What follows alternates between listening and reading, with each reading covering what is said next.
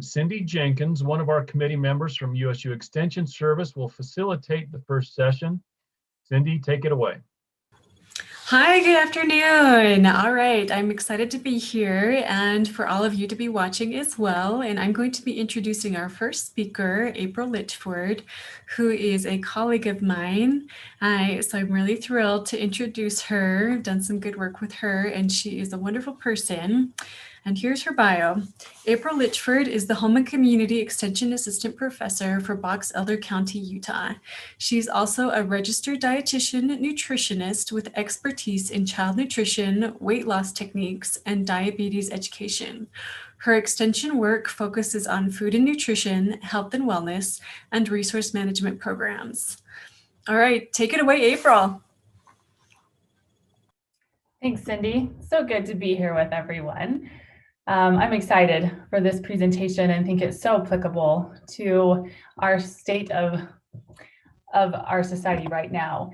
I'm so glad that there are so many that are willing to put time and effort to not only put a conference together, but to come and listen. So you might be wondering what makes me an expert on this kind of a topic. I don't really know if I'm an expert, except that I have been preparing and trying to keep my family and I ready for any kind of a disaster. And recently I have had children that have April, yeah. Just a second. Sorry. Can you click on display settings at the top and change your screen to presenting mode? Oh, yes. That work? Perfect. Thank you. Okay. Okay, now it's swapped though. My camera's on the wrong side. So if my eyes track, that's why I'm not ignoring you, okay? Recently, as I was saying, I've had children that have left my home and started to go to college, to university setting. And I've kind of thought about what do we do for them to be prepared while they're in a university setting, because they, share a dorm room with 6 other people.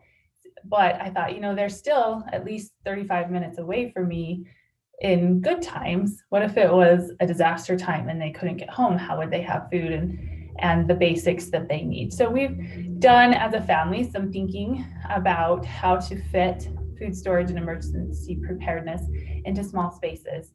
And so I want to share with you today what I have learned about that. I'm also a registered dietitian nutritionist, so I will put in a little bit of information here and there about nutrition and why it's important that our food storage is not only adequate to provide calories, but also nutritious in scope.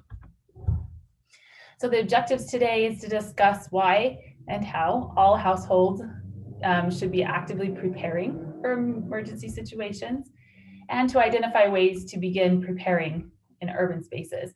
And I call it urban spaces, but it is generally just spaces where you only have so much floor space, right? And you don't generally have land or outbuildings that you can use to store products in. So we're just talking about floor space within an apartment or a smaller space like that. And there's 3 steps that work well for us as a family, and I have seen with other experts in the field, and that's to condense, to plan, and sustain. And we'll talk about that in a little more depth. We'll also review some creative ways to store water, food, and other essentials in smaller spaces, and how to build a basic food storage plan, or at least get it started, because that's kind of the point, right? Let's do something. We can sit and talk about it and plan and read, but let's do something. Let's get it started, because something is better than nothing, especially in a disaster setting. Then we'll talk a little bit about the next steps for your emergency preparedness plan. And I just want to caution you that you'll need a piece of paper or something to write on and something to write with. It doesn't have to be anything fancy, just something, okay, for later on in the presentation. All right. So we often hear this, what would happen if? I think it's kind of a fun game for some people to sit and think about and talk it through. Well, what would happen if this happened? Or what would happen if that happened? And where my family and I kind of do that as a way to prepare for disasters. Sometimes people do that as just kind of a fun game, but they never really go past the what if. And it's kind of concerning because some of the statistics that I found, the current ones, is that 40%, more than 40% of our households in the US do not have an adequate supply of water that would last them 3 days. And we know, as a health professional, I know, and I'm sure you all know, within 24 hours, we're without water, we're in some dehydration state. And depending on the weather and the exertion that we're having to go through, it could be sooner than that. And then things can get pretty critical at 48 hours. So not having clean and safe water to sustain life is a problem. Also, 1/3 of our US households do not have enough food in their home to even last 3 days. And I had to check that statistic a couple places because I thought, really? That to me was kind of surprising that they wouldn't even have enough in their homes or where they dwell for 3 days. So concerning, and something to really kind of think about as we go along in this presentation. You may have more than 3 days, but what about those around you? And then households that experience food insecurity may have less than a day's total worth of food.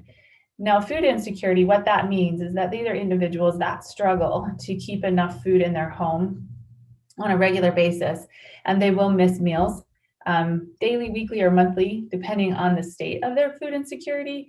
So it means they don't know how to, they can't physically, either because they don't have enough money or they don't have access to grocery stores or places to buy food. They can't get enough food to last them, even for a day, let alone a disaster situation, okay? And they're at more risk. So they may be out of food within one meal. And this came into really sharp focus for me last year as this pandemic came into play. I remember it was about, just a little earlier than this in the year, so mid-March. I remember the news talking about the pandemic and what was going to happen and how things were going down, and we're talking about shutdown. And I thought, there's no way they're going to shut things down, my optimistic, not really wanting to deal with it self. But it was Thursday morning before they announced that schools were going to be closed and all non-essential businesses were going to be closed.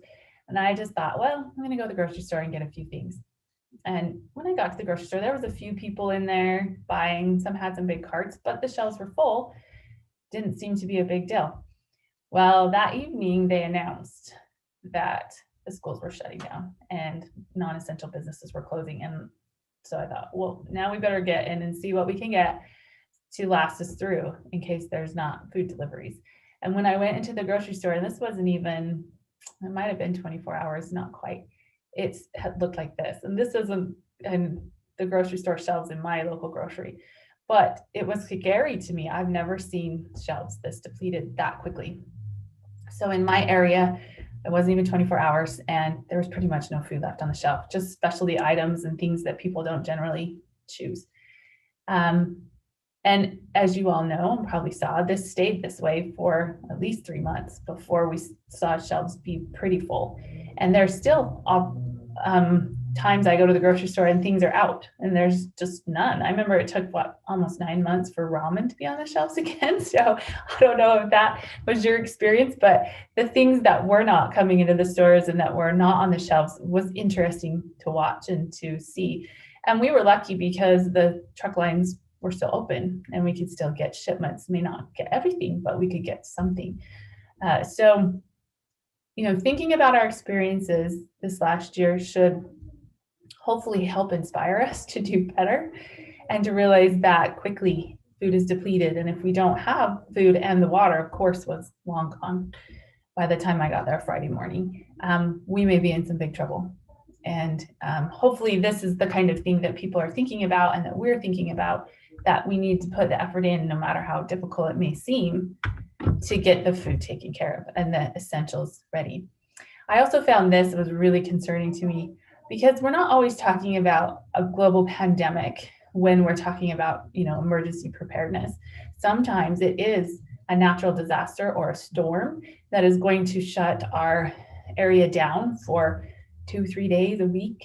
And that could be really critical for people that don't even have a day's worth of food or clean water. This is an accounting of just the natural disasters and weather-related storms or disasters that cost $1 billion or more in the US. And typically these would mean that large areas were shut down for 3 to 4 days without shipments of water or food or emergency help. There were 22 in just 2020 alone. And this kind of sobered me a little bit because I thought, really, we had that many? And, I didn't hear about all of them because, we only hear some of the news, not all of the news, but look at this, 22 separate $1 billion weather and climate disasters. And that's not earthquakes or other things like that. This is just weather related ones that could and did definitely reduce services for areas. So I hope you'll understand from this presentation that it isn't just pandemics or massive earthquakes or, tsunamis that we're worried about. We're worried about storms that could happen and put us out of commission for a day or two and not be able to get people essentials. So what do we do? What do we do if you are limited in space and can't really seem to find a way forward? The first thing is to condense. When you live in a small space or you only have so much space allotted to you, you need to find places to put essential items. And that may mean that you need to condense, go through things, get rid of it, donate it, get a storage shed in another area if you need to store, things you just can't part with. Also find better ways to store so that you can free up space for emergency supplies that should be in your immediate dwelling with you. Now, it's something to think about, getting an outside storage shed to put storage items in, but in a disaster, would you be able to access that? And could you get there to get those essential supplies? So really, those essential supplies need to be where you live so that you have ready and easy access to them in case of a disaster or problem, emergency of some sort, all right? Walk through some scenarios with your family.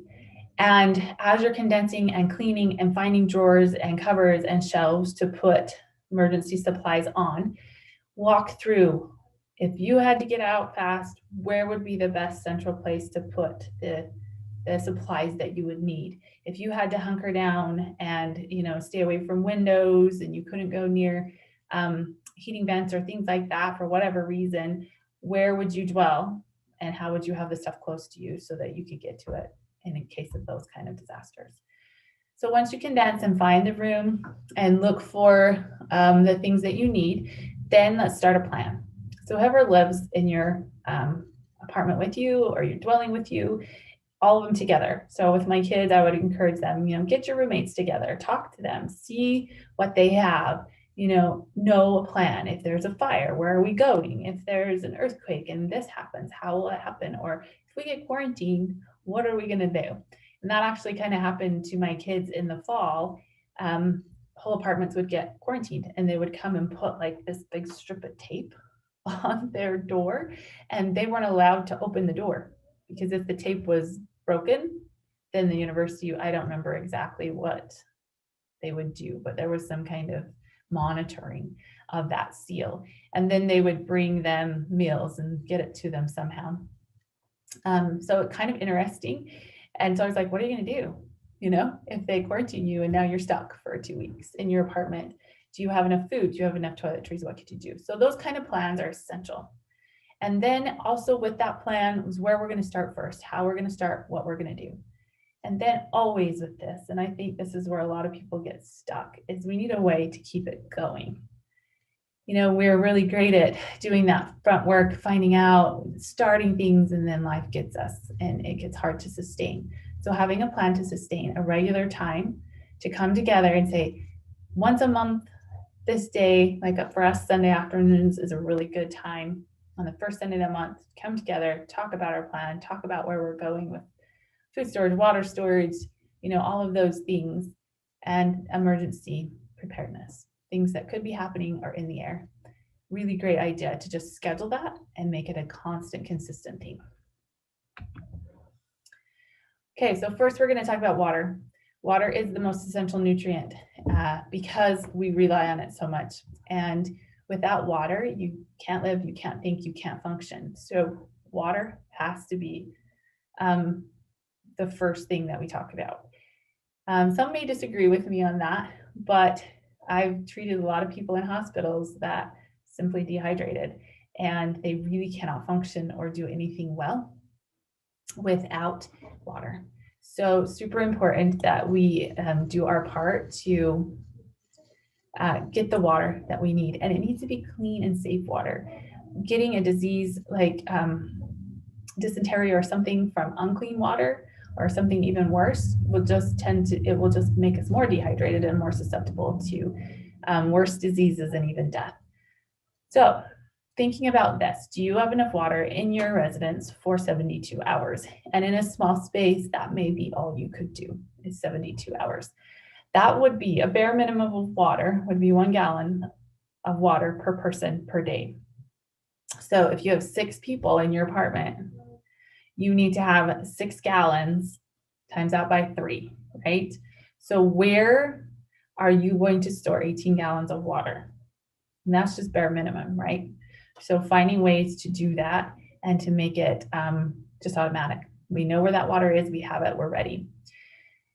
The ideal thing would be to have a month, because in some cases, and I was trying to find the exact statistics, but I know it was over a week, that residents in Texas that had the recent ice storm and the water mains burst and they weren't able to get clean water. And of course, the stores are depleted quickly. It was at least a week before they could get regular services. And then a lot of them got them on a truck that was brought into them, right? So having enough for a month would just give you that extra added security. And then let's talk about, what are we gonna do when it's longer than a month? And how are we going to do that? Now, logistically, it may be really difficult in an apartment. But we can think along these kinds of lines, especially when we're storing water. Not every water is okay to just store, right? When I was growing up, my mom used to always make us empty out the 2-liter bottles that we had soda pop in, and we'd clean them out really good with soap, and then mom would fill them with water, and we would put them in the basement. We had so many 2-liter bottles full of water. Not the best way to store water, right? We didn't know that. So figure out how to store water and what's the best way to store water so that it can be safe and beneficial instead of more harming, okay? So one way you can do that is to buy commercially packaged waters. They're good, they have expiration dates, obey the expiration dates and be aware of rotation for that water. Know how to clean storage containers, soap and water, and then a bleach solution. And the bleach solution will depend on how much you need and how much you're storing. It's generally 1 teaspoon of bleach per quart of water, and then use culinary water to fill those buckets, okay? And then if you have filled them yourself, you should be emptying those and refilling them every 6 months. That's the best recommendation that I could find.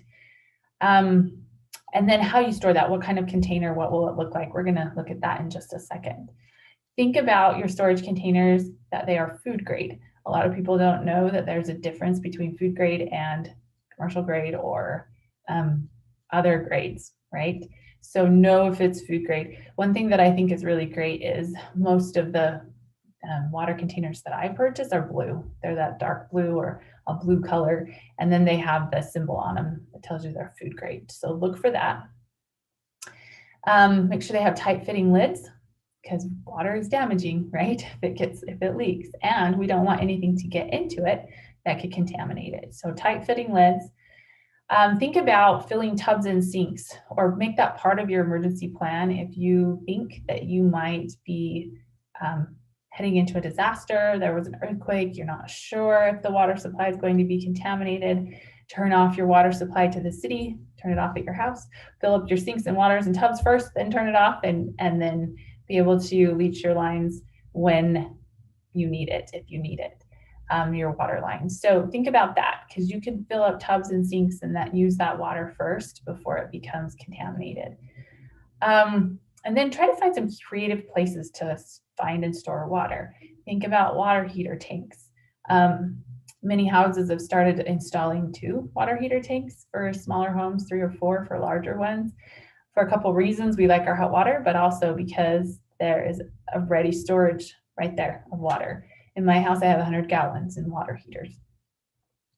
Think about where you could put water. If you have a little garage space, if you have Other places I'll show you some pictures of that in just a minute. But understand and recognize that you have limited space in these small spaces. So investing in a water purifier is actually a really smart idea. They take up less room, and if you can find a water source, you can generally make any water source safe. So having a water purifier, not the ones that we then put on the sink or that's coming through our fridge, but a water purifier that is slated to clean water that has not been culinary. Okay, they're a little bit different. So do your research and look for a water purifier. So some storage containers that I've seen and I think are actually pretty brilliant is these water bricks. They can be stacked and they can be made into any configuration. Like you can see this was made for some kids to play a castle in, and they're very sturdy. They lock together. They have really tight lids, so they can't let anything in. They hold about 3.5 gallons of water per brick. So you can see you can get quite a bit of water in these bricks. And I saw another picture where people had made a coffee table out of these. They'd stack the bricks and then put like a clear glass top on it. So this is a really great way to be creative and to have your water storage. These would fit under desks, other places, okay, that you could think of, on top of washer dryers, on top of cabinets. Another great idea too is these water dispensers. They could be a little pricey, but once you have them, they dispense without electricity. So it's a great way to keep your water safe and free from contaminants. Plus, they're 5-gallon tanks, right? And if you had 3 of them that you just stored away under like a cupboard or a table or something, 3 to 4 of them, you got 20 gallons of water, okay, that you could use. So this just might be a good habit, because then you're, changing them out regularly, using them in your home to drink water, and then you have safe water, at least for 3 days. The water bob is another really cool thing. If you see down here on the left, it's like a bladder, a plastic bladder that you can put in your tub, and you just fill it up with tub water and cap it, and it can hold sanitary for days. Okay, and there's a lot of gallons of water in those tubs. So they're not reusable, but hey, they'd be worth having on hand so that you can have it ready. You could also make under the bed, right? This would be a great place to put some water and keep it stored under that mattress. There's always enough room under those beds.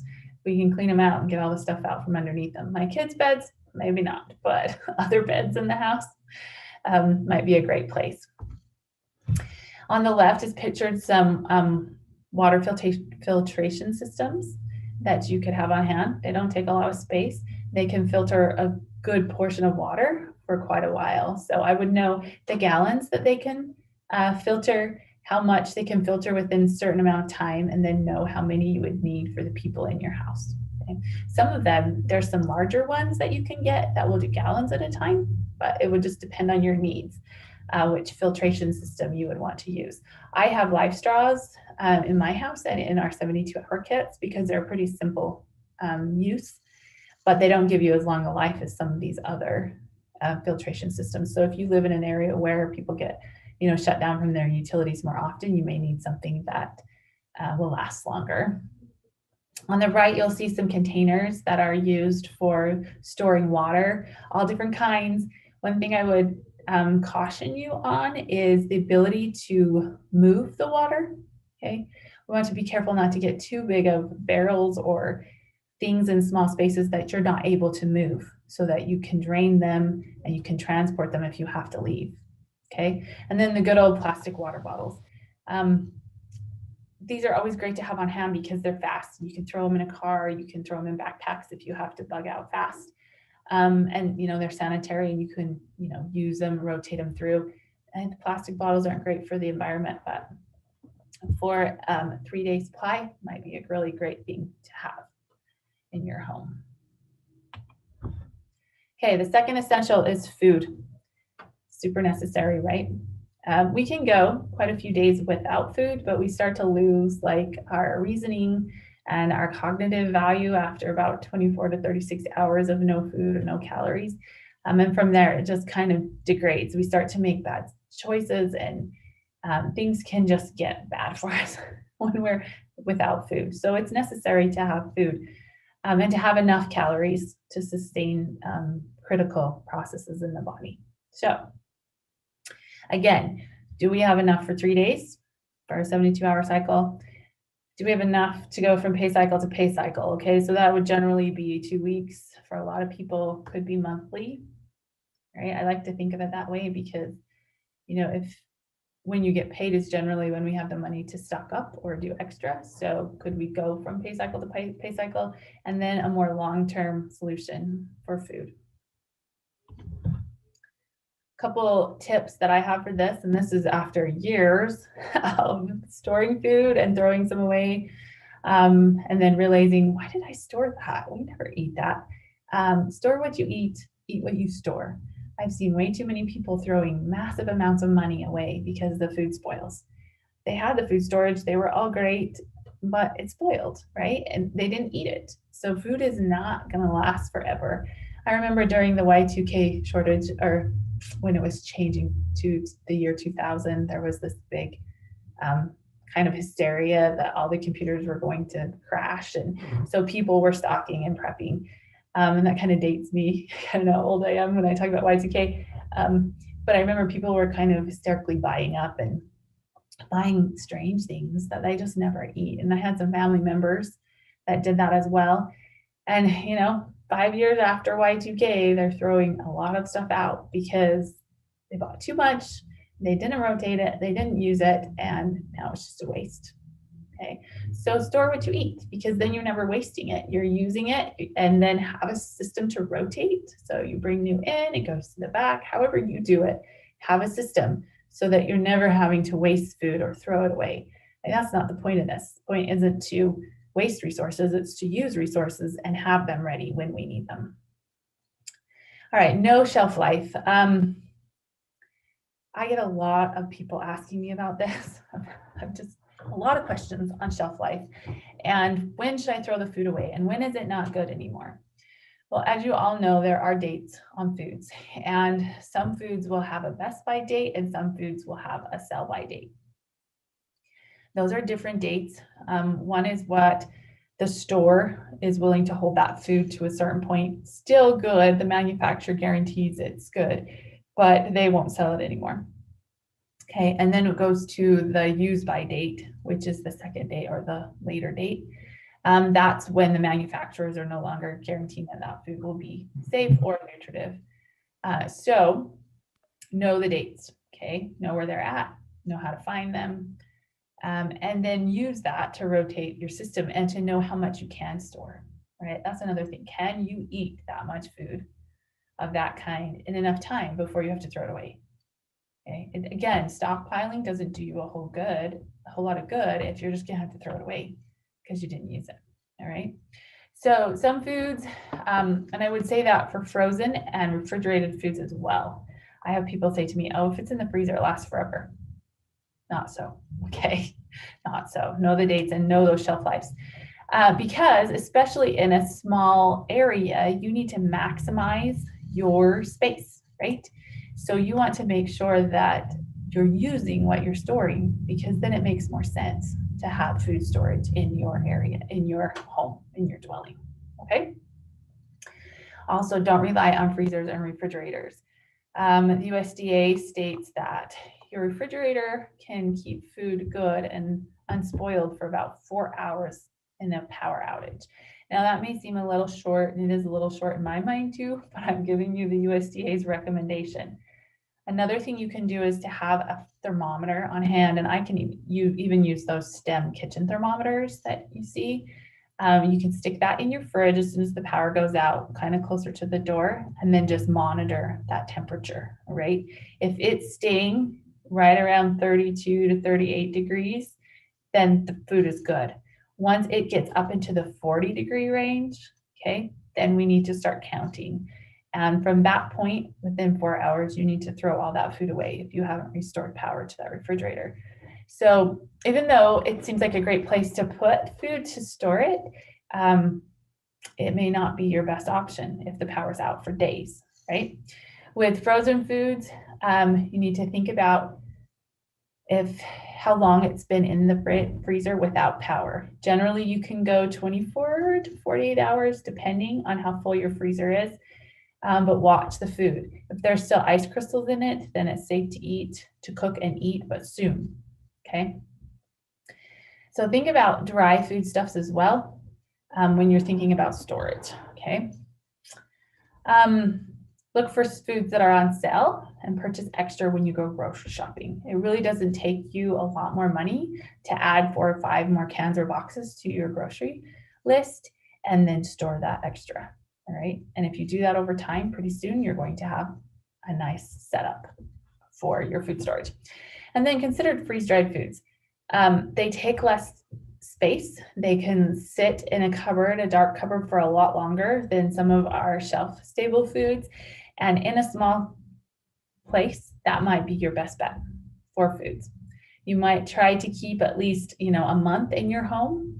If you can fit it there, and you should be able to keep about a month.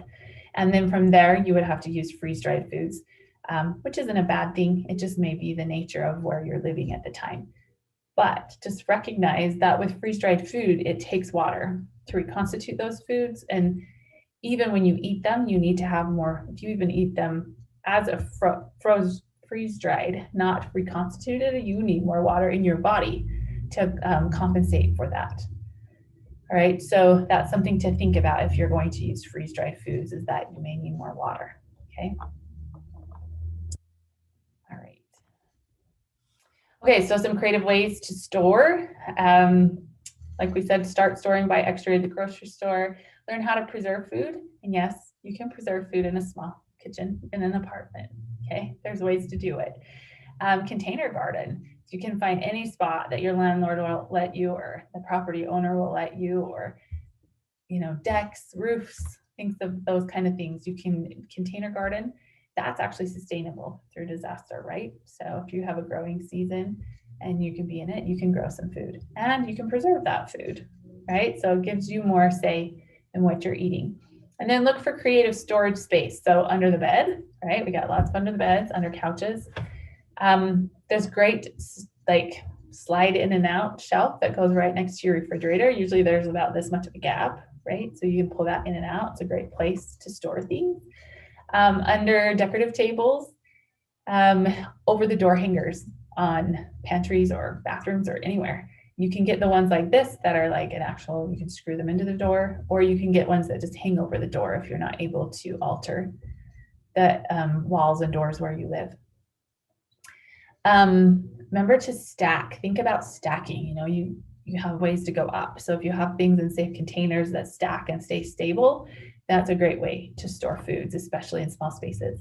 And I thought this idea right here in the middle with the file folder caddy, that it fits canned foods great.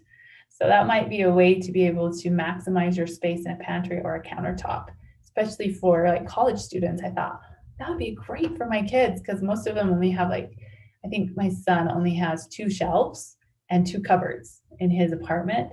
And so I thought we could do that. We could totally have cases of chili and stuff in his cupboards, easily accessible, and stack them in these kind of file folders. So 5 file folder cases. So it's something to think about. Okay, so then we're going to talk really quick. We have just about 10 minutes to finish up. So I thought we would talk about basic food storage list, how you get that started, and what should be included on it. People are always asking me that. Well, if I have to store something, what's the most important thing to store? Well, I'm going to tell you a balanced diet, right? And they're like, how do you do that? Well, we need to focus on a few things, but we need to try to avoid the mistake of what I see a lot of times. And I even saw this during the pandemic. People panicked and they started buying bags of flour and rice and oatmeal, which is great. We need that, right? Those are calories. They keep us alive. But if we're not focusing on the vitamins and minerals as well, then we're going to have problems down the line, because our vitamins and minerals are just as important as calories. And we don't get enough from those refined flours and grains to maintain life and the processes of the body. So We need proteins and fats, and I'm sorry, that fat should have been on a different line. So think about proteins and fats, freeze-dried meats, canned meats, canned and dried beans, those all work into proteins, fats, okay? And remember, fats are hard to store. They have to be used regularly because they can go rancid. But how can you store fats? What kind of fats are more sustainable? What do you use, right? Canned soups, vegetables, fruits. Cereals and starches tend to be what people go for first. They tend to go and grab that stuff and, oh, I'm good. But think about where we're going to get vitamins and minerals, right? We got to have them from fruits and vegetables as well. Sorry about the sirens. You can hear those. Dinner mixes. So those would be box mixes like hamburger helpers or tuna helpers. If you use those often, those are great to keep in storage and to have ready to use. Baking supplies. That was another thing that went really fast during the pandemic. Yeast, baking powder, baking soda, because flour just really by itself without a leavening isn't that great, right? Until you have time to make like a sourdough start or something. So think about that as well. And again, those go bad, right? So you got to be able to rotate those baking sodas and powders and things. They lose their active elements over time. Then I'm going to put a plug in for canned and dried beans. However, I tell people all the time, you should store canned and dried beans. Beans are an amazing plant food that has the ability to give us vitamins and minerals and protein and fat and carbohydrates. They're pretty amazing. We don't eat them enough in our society, and that's a problem because a lot of people don't know how to cook them either. So that's another thing that I always recommend is that you know how to cook what you store. It does you no good if you don't know how to use it. You know, and dry beans, they don't take up a lot of room. So they'd be great to store in small spaces, but you got to be able to use them, right? And use them on a regular basis. So this is a basic food storage list. So how do I get started? This seems super overwhelming to people. They're like, I gotta get proteins and fats and that. So this is where I have you start. So we're gonna take just a minute and go through this really fast.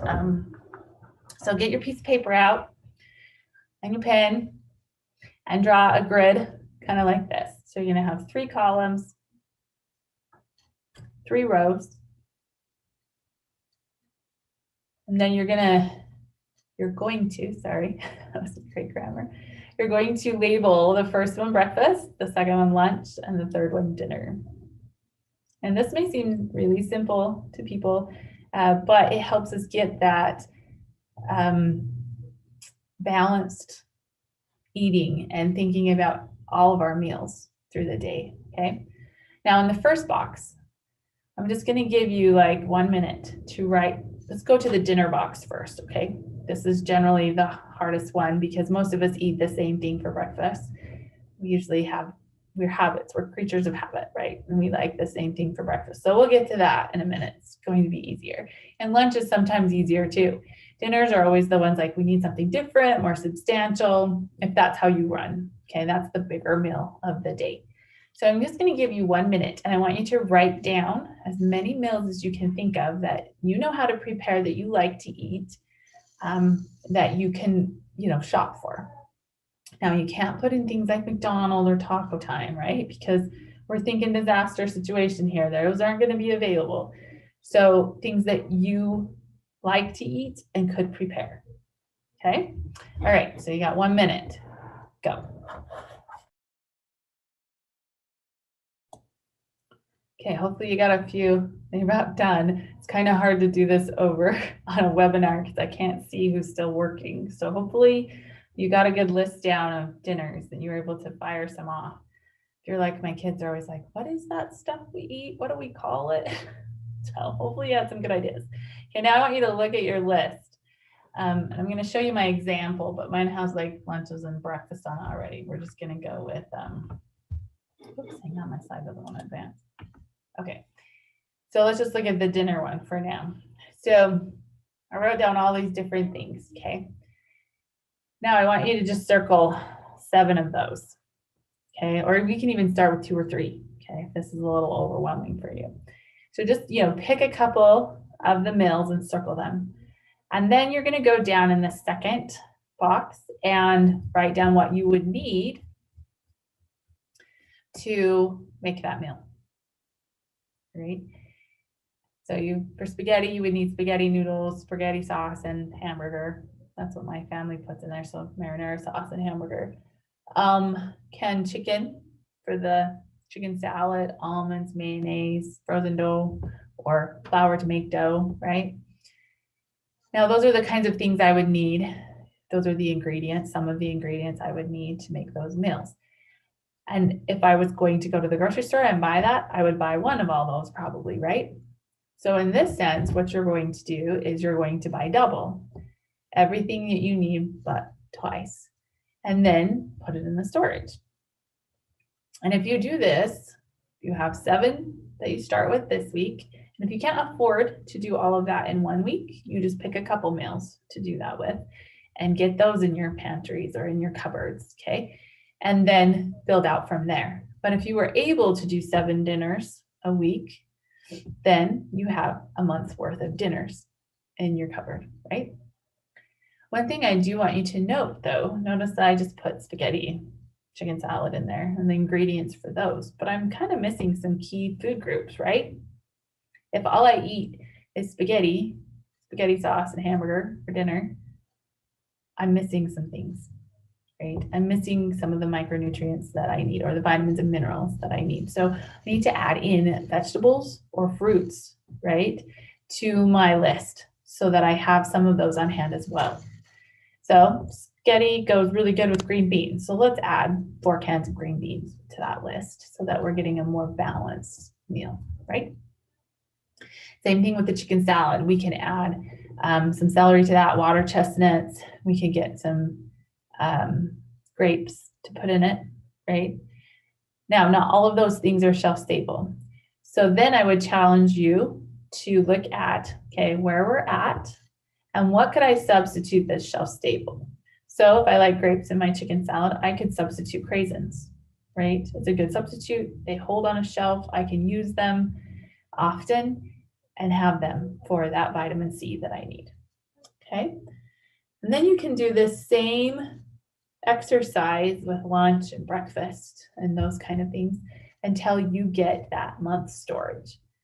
Now, this may take you 6 months to buy the extra that you need, but once you have it in place, then every time you take out of your pantry, you write that down on a list so that you can put it back. And then you also always know that you have a month's worth of food to feed you and your family. Okay. May seem simple, but it really works. This is how I've been doing it. It's how my mom did it. My mom used to have like an inventory list in her food storage. She had a lot of room and was able to have a big storage room.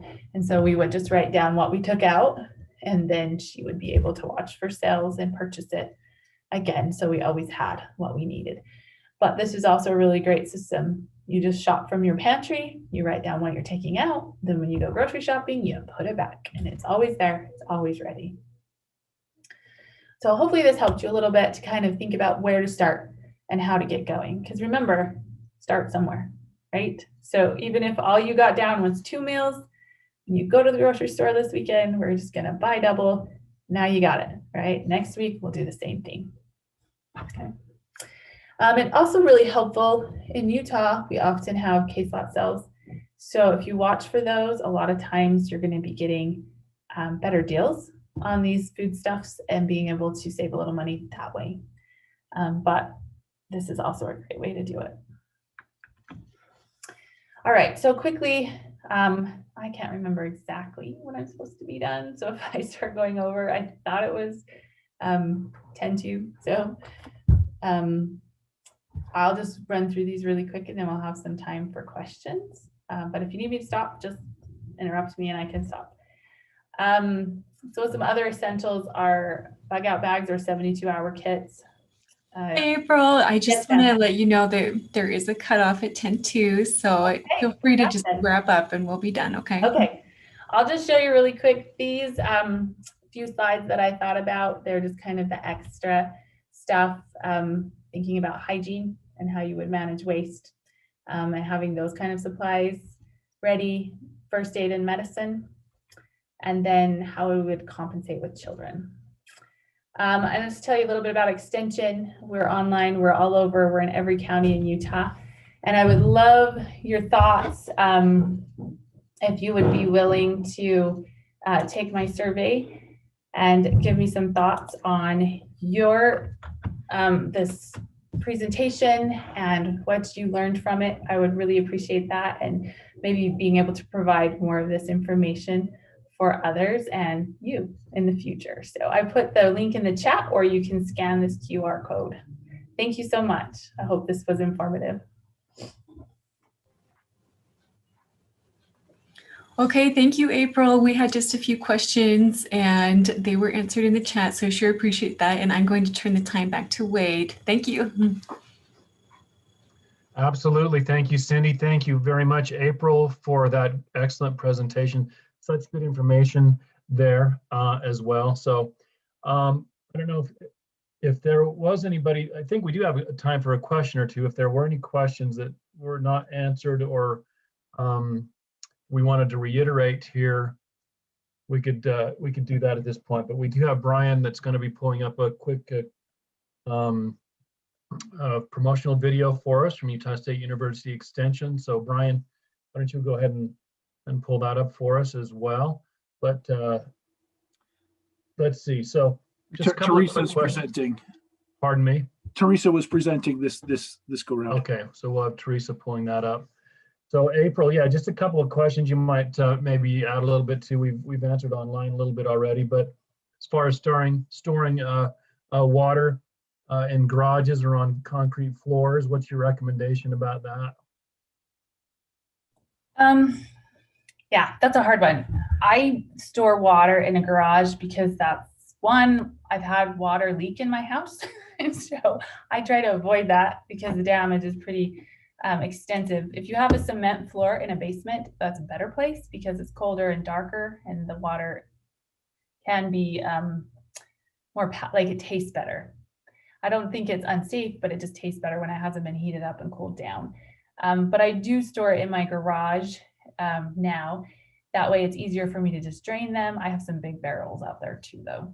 But what my biggest thing is to try to just rotate it. If you have it in a garage, try to use it regularly, then you're not having issues with the heat or the cold. And it's just a little bit easier to manage in a garage. So on a cement floor, no, I make sure that it's off the floor, either on pallets or on some kind of a barrel or bucket so that it's not leaching things out of cement. Okay, great. Thank you for that. Yeah, good explanations there. James, were there any other questions that we didn't get answered that we might need to bring up right now? James or anyone else watching the? There was one question on the sheet that just came in. How long? Unless you answered that one. How long can we store water? I guess, is that the question? How long for water to be contaminated? If I'm understanding the question correctly. So basically, what's your recommendation as far as long-term water storage? You know, USU Extension Service did a survey that said water could be stored indefinitely if it was treated and in a good container in a good location. But did you have anything else that you would recommend about that? For home storage, that's true. For home storage, I rotate mine every 6 months. I drain them, I use them to water flowers or clean things, and then refill them up and treat the water again and wash the barrels with soap and chlorine, just because I like to be safe and make sure my kids are okay. So, and it's not hard. We do it in the fall, like in October before it gets cold, and then we do it in the spring, and it's a good system for us. So, and then you can watch expiration dates on commercially packaged waters and just use those before the dates expire. Okay, thank you very much. April.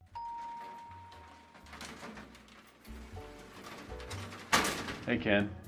Hey, How was your weekend? it was good. I mowed the lawn and watched the game. You? I filled my emergency water storage containers with water. I found out if you're using city tap water, it's already treated and ready for long-term storage. You don't have to add anything to it. Huh. I should do that.